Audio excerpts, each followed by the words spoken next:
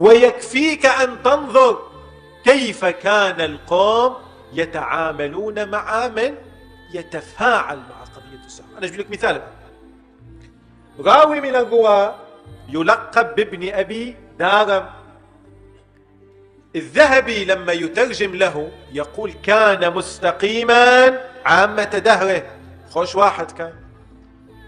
زين شنو مشكلته هذا؟ يقول ثم اختلط. ليش اختلط؟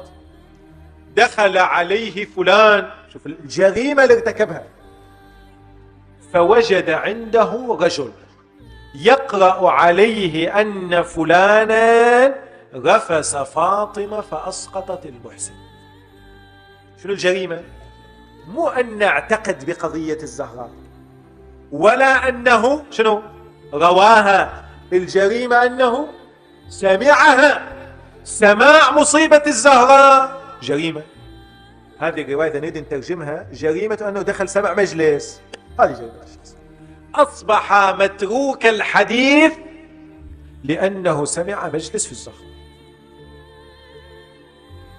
لذلك كل من كان يروي قضية الزهراء أو ينقلها كان يضيق عليه، كان يحارب،